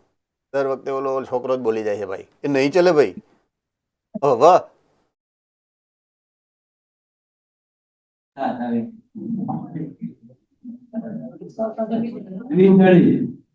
દ્વિદળી. આ તો બે અલગ અલગ જવાબ થયા ભાઈ. ચાલો હવે આમાં દ્વિદળી વાળા કેટલા છો એન્ડ રેઝ કરવા જોઈએ. દ્વિદળી પહેલો સમૂહ છે. ઓકે, એક દળી પહેલો સમૂહ છે એવું કહેવા વાળા કેટલા છો કે પહેલો સમૂહ એક દળી છે. હવે આમાં જેને હાથ ઉપર નથી કર્યો એનું શું કરવાનું મારે? ઓકે ચાલો, સૌથી પહેલો સમૂહ એક દળી નથી, દ્વિદળી છે. બરાબર છે. પહેલો વર્ગ કયો છે? દ્વિદળી. ઓલા અમિતાભ બચ્ચન જેવું કર્યું કોણ બનેગા કરોડપતિમાં, એવું જ કરે ને. આપણે એમ જવાબ દે ને કે ABCD માંથી ચલો બી आंसर सही है. એમ કે बहन जी अगर आपने ए बोला होता तो वो जवाब गलत होता. પછી એમ કે છેલ્લે એટલે મેં એવું જ કર્યું, એ કોપી કરી મેં એને. તો એક દળી જવાબ ખોટો છે, દ્વિદળી સાચો જવાબ છે. રાઈટ. તો દ્વિદળી પહેલો સમૂહ છે કે જેની અંદર આ છે ચોટીમય મૂળ તંત્ર છે દ્વિદળીની અંદર. પછી એક દળી વનસ્પતિ આવી ને ત્યારે તંતુમય મૂળ તંત્ર આવ્યું. એક દળી વનસ્પતિમાં તંતુમય મૂળ તંત્ર આવ્યું. બરાબર છે. આપણે શું કામ આવ્યું, કઈ રીતે આવ્યું, શેના માટે આવ્યું, કઈ બધું સમજાવીશું તમને. ઉત્ક્રાંતિક રીતે જ સમજાવીશ. કોઈ દી જિંદગીમાં નહીં ભૂલાય એ રીતના જ સમજાવીશ, ચિંતા ન કરતા. બોટની જ્યાં સુધી હું લઈશ ત્યાં સુધી તમારે ગોખવાની જરૂર નહીં પડે એની મારી ગેરંટી છે. રેડી? ઓકે.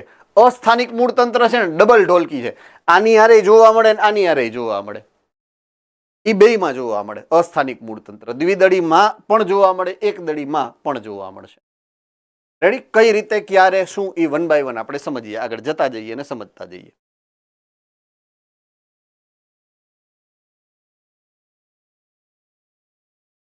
ચાલો, તો પહેલી આપણે વાત કરવાની છે મૂળ તંત્રના પ્રકાર નંબર 1 જેનું નામ છે સોટીમય મૂળ તંત્ર. ઓકે, સોટીમય મૂળ તંત્રમાં દાખલા તરીકે પહેલા હતું ભ્રૂણ મૂળ. બરાબર છે. ભ્રૂણ મૂળમાં ભ્રૂણ મૂળ ક્યાં હતું? ભ્રૂણની અંદર. ભ્રૂણ ક્યાં હતું? બીજની અંદર. તો બીજ જ્યારે અંકુરિત થાય ત્યારે ભ્રૂણ મૂળમાંથી મૂળ બને, મૂળનો વિકાસ થાય. હવે ખાસ યાદ રાખી લેવાનું, એકદમ સરળ છે યાદ રાખવું. બરાબર છે કે જે મૂળ ભ્રૂણ મૂળમાંથી બને ને એ મૂળ પ્રથમ મૂળ છે. પ્રથમ એટલે એના માટે હું શબ્દ વાપરીશ પ્રાથમિક મૂળ. પ્રાથમિક એટલે પ્રથમ, જે પહેલા બને એને પ્રાથમિક કહેવાય. રેડી? જે ભ્રૂણ મૂળમાંથી વિકાસ થાય જે મૂળનો એને શું કહેવાય? પ્રાથમિક મૂળ. તો ચાલો, દાખલા તરીકે આ બીજ છે, આ ભ્રૂણ છે, આ પાછળનો ભાગ છે એ ભ્રૂણ મૂળ છે. આ ભાગ ચાલો બધાયને દેખાય છે? બધાયને દેખાઈ ગયું છે? ઓકે. અંકુરણ થાય ને એટલે આમાંથી આ વિકસે ભ્રૂણ, આ મૂળ વિકસે. આમ આમ કરી આમ જમીનમાં જાય અંદર.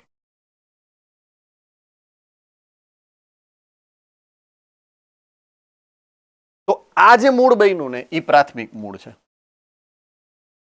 હવે એ પ્રાથમિક મૂળ જેમ જેમ વૃદ્ધિ કરે એમ થોડુંક જાડું અને મોટું થતું જાય. આમ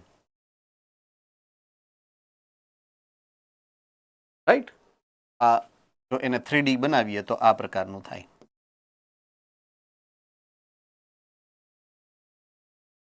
ડાઉટ? હવે જેમ જેમ ઈ વિસ્તરે, મોટું થાય, ચાલો આમ બાજુ ધ્યાન બધાનું, એમ એની શાખા પડે આમ. તો પ્રાથમિક માંથી જેનો વિકાસ થયો એ થયું દ્વિતીયક મૂળ.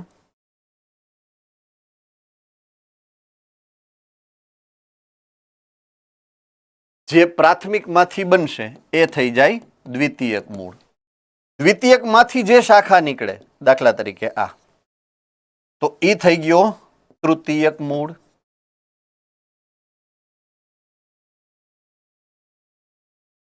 કેવું થઈ ગયું? તૃતીયક મૂળ. અને એમાંથી જો શાખા નીકળે ને તો એ થઈ ગયું ચતુર્થક મૂળ.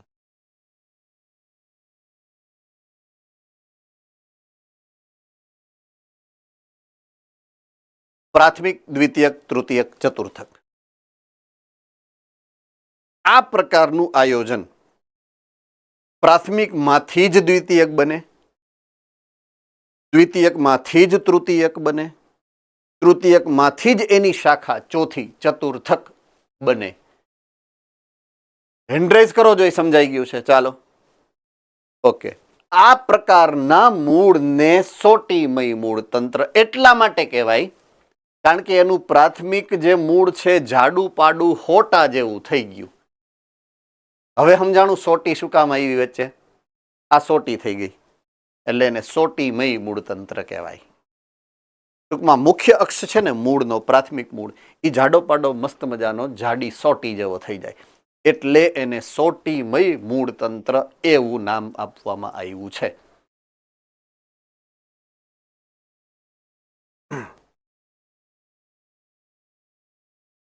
તો પ્રાથમિક મૂળ, એમાંથી દ્વિતીયક મૂળ, તૃતીયક મૂળ, ચતુર્થક મૂળ ક્રમિક રીતે ઉત્પન્ન થતા હોય છે.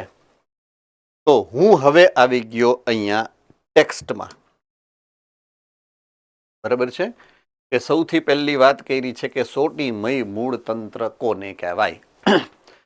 તો મોટા ભાગની, ચાલો અહીંયા લખેલું છે દ્વિદળી વનસ્પતિઓમાં, પણ દ્વિદળી ખાલી એકલી જ આ ટીલું લઈને આવી છે એવું નથી. મેં તમને સમજાવ્યું હતું કે અનાવૃત બીજધારીમાં પણ આવું જ હોય છે. પણ હું જ્યારે સપુષ્પી વનસ્પતિની વાત કરીશ એટલા માટે અહીંયા દ્વિદળી લખેલું છે. બરાબર છે? અનાવૃત બીજધારીમાં પુષ્પ ઉત્પન્ન થાય કે ન થાય? અનાવૃત બીજધારીમાં પુષ્પો ન હોય ને. બરાબર છે? બીજ બને છે પણ આવરણ ક્યાં? આવરણ એટલે પુષ્પ નથી. બરાબર છે? એટલે અનાવૃત બીજધારીમાં પુષ્પ નથી, ભલે સપુષ્પી વનસ્પતિ છે. આ ઓના જેવું છે, અંગતંત્ર મળ્યું પણ પૂરેપૂરું ન મળ્યું. યાદ આવી ગયું ને? સૂત્રકૃમિ ને પૃથુકૃમિ જેવું થયું હે ને. પૃથુકૃમિમાં પેશી સ્તરીય, સૂત્રકૃમિમાં અંગત સ્તરીય, ને ઓમાં અંગતંત્ર સ્તરીય થઈ ગયું. અંગતંત્ર છે પણ પૂરું તો નહીં ને, કોઈ રહેવું તો પરોપજીવી તરીકે જ પડે ને. એમ પુષ્પ છે પણ અલ્પ વિકસિત પુષ્પ છે, ખાલી બીજ જ બન્યું, પુષ્પ નો બન્યું. કોણ છે? હા હા બોલો. મારું નેટ ચોટે? એ ભાઈ બીજા બધા સેન્ટર ના પાડે છે, બરોબર હાલે છે બધું એને. બીજા બધા સેન્ટરમાં પરફેક્ટ ચાલે છે. Okay good. જો બધા સેન્ટરમાં પરફેક્ટ ચાલે છે, બધા આમ આમ કરે છે, yes yes yes. So it is your net which is choting.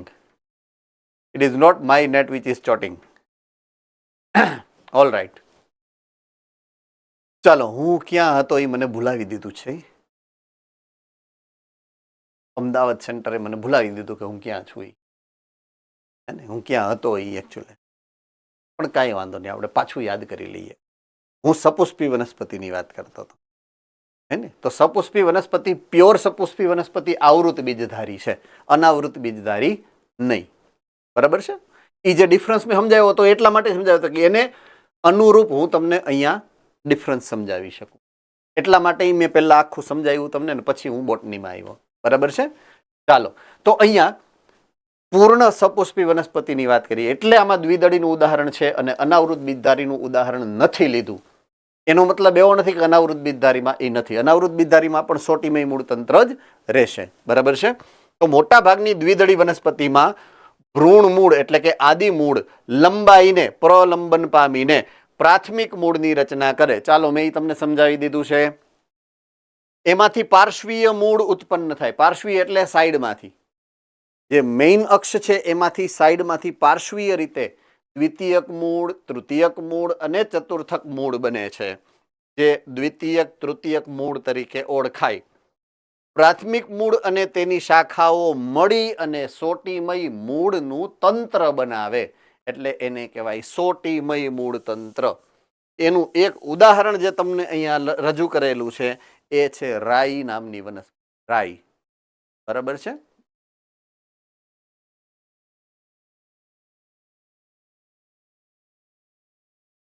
ચાલો, મૂળ તંત્ર નંબર 2, તંતુમય મૂળ તંત્ર. તંતુમય મૂળ તંત્ર. ઓકે, એક ઈસ્ટોરી છે મારી પાસે. શું છે? ઈસ્ટોરી.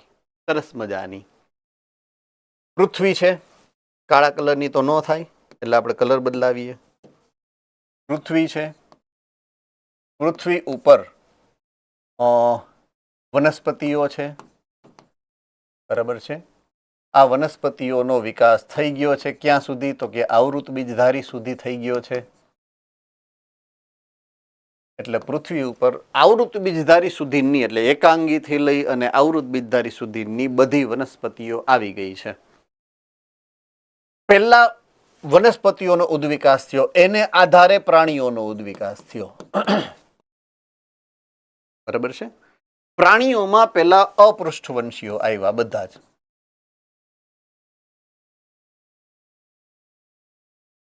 પછી આવ્યા પૃષ્ઠવંશીઓ.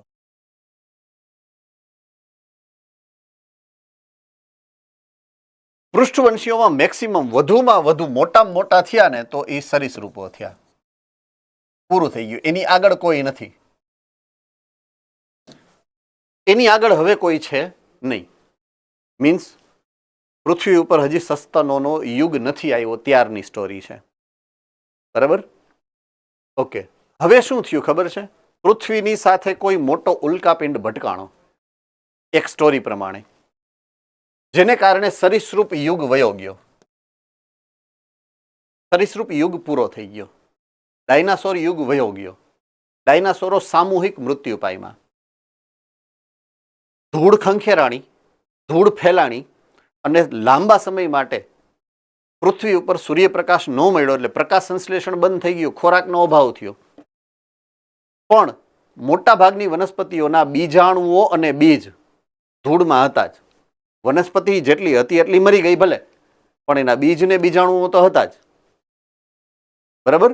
એટલે સામૂહિક જ્યારે સૃષ્ટિનો નાશ થયો પછી પાછી સૃષ્ટિ ઝડપથી બની ગઈ, ફરીથી રિફોર્મ થઈ.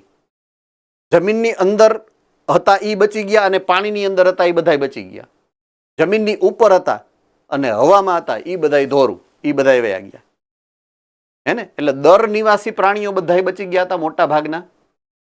દર નિવાસી, બરાબર છે. અને પાણીની અંદર હતા માછલા, એ તો બચી જ જાય, એને શું વાંધો આવે? એટલે આવા બધા સજીવો બચી ગયા હતા. એટલે પાછી પૃથ્વી બની. પાછા બધા જ પ્રકારના આવૃત બીજધારીઓ આ બન્યા, અપૃષ્ઠવંશીઓ અને પૃષ્ઠવંશીઓ. હવે પૃષ્ઠવંશીઓમાં જે દર નિવાસી સસ્તનો હતા, ઉંદેડા હતા, છછુંદર હતા, સસલા હતા, એવા તો હતા જ એ સમયે. પણ હવે 4 સમૂહોની કોમ્પિટિશન થઈ. પૃથ્વી ઉપર પૃષ્ઠવંશીઓમાં 4 સમૂહની કોમ્પિટિશન થઈ. કોની કોની? પહેલું ઉભયજીવી, બીજું સરીસૃપ, ત્રીજું વિહગ અને ચોથું સસ્તન. એમાં સૌથી વધારે મગજ કોની પાસે હતું? સસ્તન. એટલે સસ્તનોનો ઉદ્વિકાસ વધારે ઝડપથી થયો.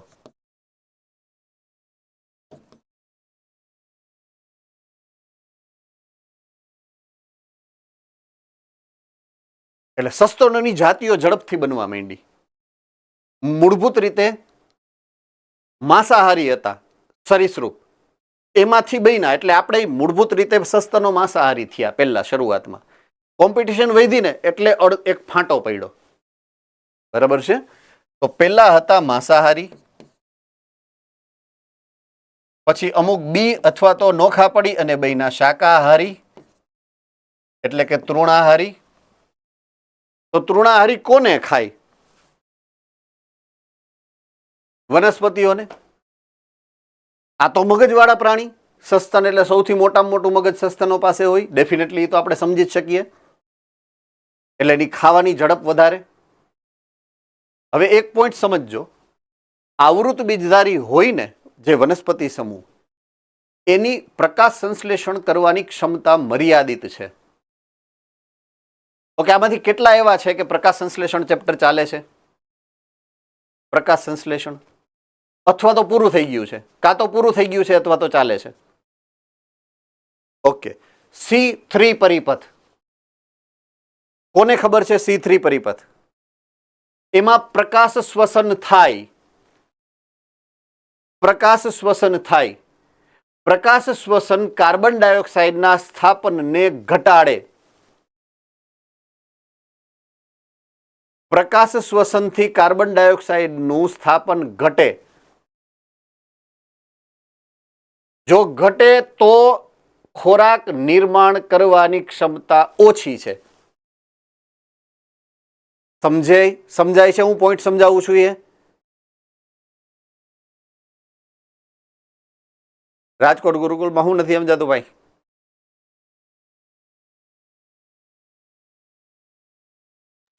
હલો, હા બોલો બેટા. અમારા ચાલ્યું જ નથી સર. હા, ઇટ ઇઝ ઓકે. તો હવે ખાલી સાંભળવાનું, બીજું શું હોય. એ તો વાત. એટલે ફેક્ટ છે એ તો છે જ, આવશે એ તો આવવાનું જ છે, ચિંતા ના કરો.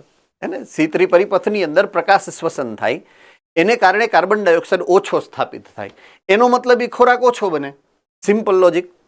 જો ખોરાક ઓછો બને ને એનો મતલબ એ છે કે એની જે વૃદ્ધિ જેટલી ઝડપથી થવી હોય એટલી ઝડપથી ન થાય. સિમ્પલ. ચાલો, આટલું તો સમજાય ને બધાને? હવે જે સ્પીડમાં આ તૃણાહારીઓ બધા વનસ્પતિને ખાય એનાથી ઓછી ઝડપથી વૃદ્ધિ પામે. સમજાય છે? તો હવે મુશ્કેલી કોની ઉપર આવી?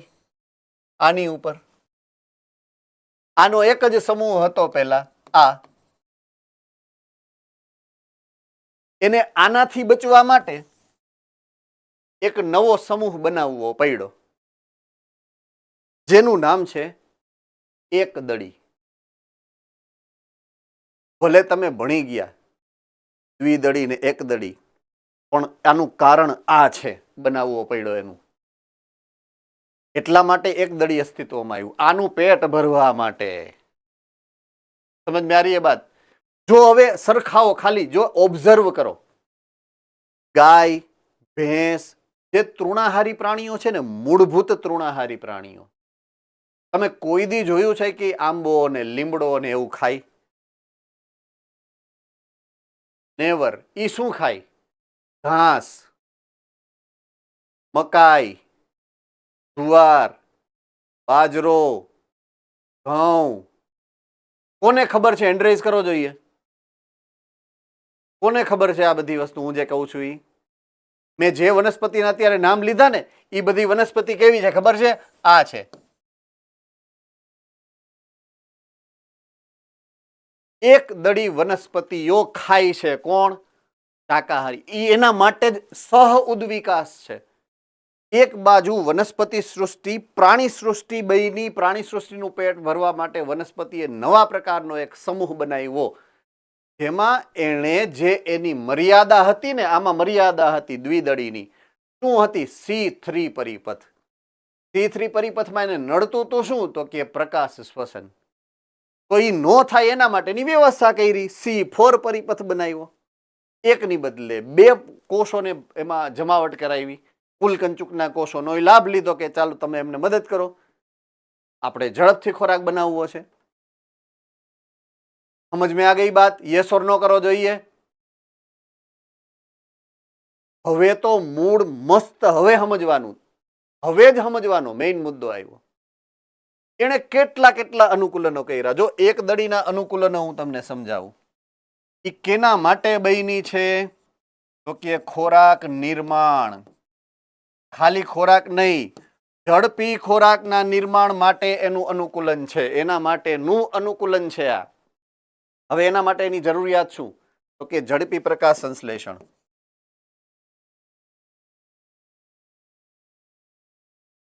ઝડપી પ્રકાશ સંશ્લેષણ કરવા માટે એને શું કર્યું? C4 પરિપથ અપનાવ્યો. C3 માંથી શું બનાવ્યું? C4 પરિપથ માંથી C3 માંથી C4 કરી નાખ્યો. રાઈટ? ઓકે. હવે જે એનો ખોરાક છે એનો સંગ્રહ બીજમાં કરે. કેમાં કરે? બીજમાં. શરીરમાં નહીં, બીજમાં કરે. બીજું પ્રકાંડમાં. અત્યંત મહત્વની બાબત, તમને ખબર નથી, તમે ભણી ગયા છો તોય 100% મને ખબર છે કે તમને નથી ખબર. રાઈટ? તમે જ્યારે ગાયને નીરણ નાખો, નીણ, તો આખો પ્લાન્ટ, આખી વનસ્પતિ નાખો ને, એટલે એનું પ્રકાંડ સહિત ખાઈએ. એનું પ્રકાંડ જાડું. આનું પ્રકાંડ દ્વિદળીનું જાડું છે પણ ખાધા લાયક નહીં. પણ એક દળીનું પ્રકાંડ છે ને, એ તમે કોઈ પણ પ્રકાંડ લ્યો, કોઈ પણ પ્રકાંડ શેરડી સહિત એના પ્રકાંડને આમ નીચવો ને, એમાંથી રસ નીકળે. મકાઈ તમે નીચવો ને તો એમાંથી નહીં રસ નીકળે. ઘઉં, બાજરી, જુવાર, કોઈ પણનું રાડું, રાડું એટલે એનું પ્રકાંડ, એ લઈ અને જોરથી તમે નીચવો ને એટલે એમાંથી રસ નીકળે.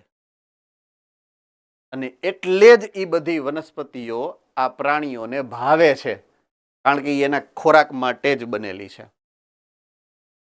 અનુકૂલન જ એવું છે. તો એની જો સાઈઝ મોટી કરી દઈએ, આમ વૃક્ષ કરી દઈએ, નો ચાલે. એટલે એની સાઈઝ મર્યાદિત રાખવી પડે. એટલે હંમેશા વનસ્પતિઓ કેવી હોય? નાના કદની જ હોય, કોઈ દી મોટી ન હોય. જો મોટી નથી થવા દેવી તો એટલા વર્ષ સુધી રાખવાની જરૂર નથી એને. એટલે એનું જીવન ચક્ર ટૂંકું છે.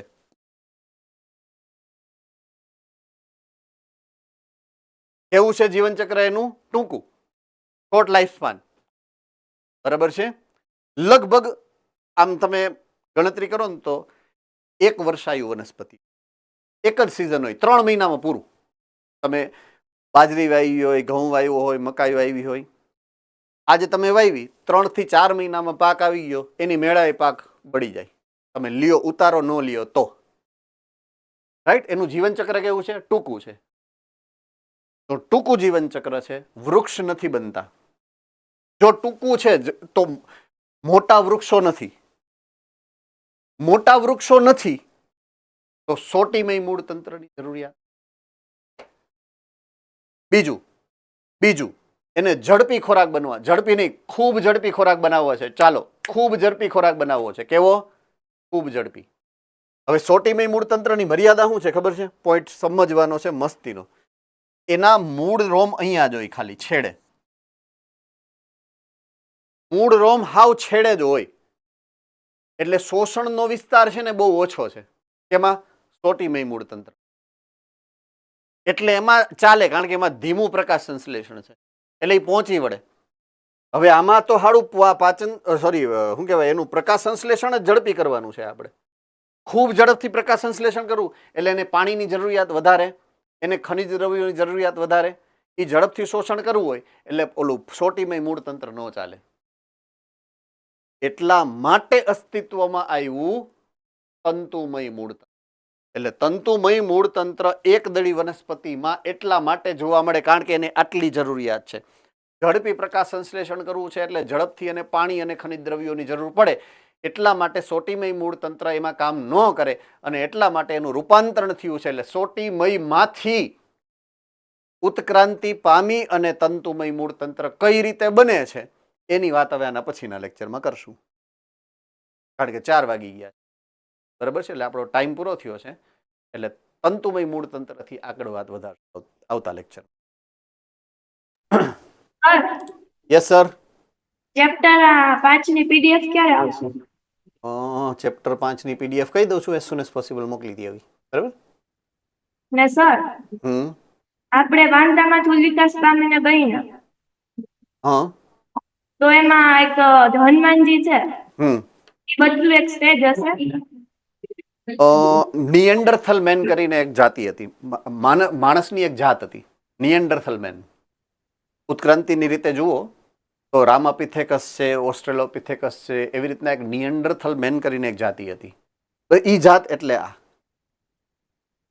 બરાબર છે. એમાં બે પ્રકારના લક્ષણો હતા. અમુક લક્ષણો એના બાહ્યાકાર માનવ જેવા હતા, અમુક જે એના બાહ્યાકાર લક્ષણો હતા એ વાંદરા જેવા હતા.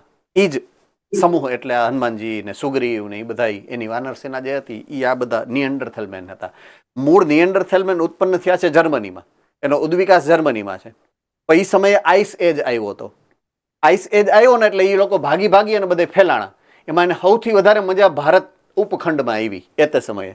તો એ સમયે ભારતીય ઉપખંડમાં એ ફેલાઈ ગયા અને અહીંયા સેટ થઈ ગયા. તો અહીંયા એ સમયે પાછા આધુનિક માનવો હતા. ત્યારે રામ રાજ્ય હતું, આધુનિક માનવો હતા, એની સાથે એ પણ રહેવા માંડ્યા હતા. અને એ બે વચ્ચે પાછો વ્યવહાર પણ હતો. વાટકી વ્યવહાર કહીએ ને આપણે સારું શાક બન્યું હોય તો બાજુમાં દેવા જાય ને એમ. એટલે એમાં લગ્ન સંબંધો પણ હતા. રામાયણમાં તમને બતાવેલું હશે કે ભાઈ સુગ્રીવની જે પત્ની હતી એ તો સામાન્ય માનવ હતી, એટલે એમને લગ્ન સંબંધો પણ હતા બે મનુષ્યની જાત વચ્ચે. રાઈટ. એટલે નિએન્ડરથલ મેન અને મોડર્ન હોમોસેપિયન્સ છે બંને સાથે રહેતા એ સમયે. પછી કાળક્રમે નિએન્ડરથલ મેન પૂરું થઈ ગયું અને સામાન્ય માણસો જે છે હોમોસેપિયન્સ સેપિયન્સ એ રહ્યા, બાકી બધા પૂરા થઈ ગયા. બરાબર. Thank you sir.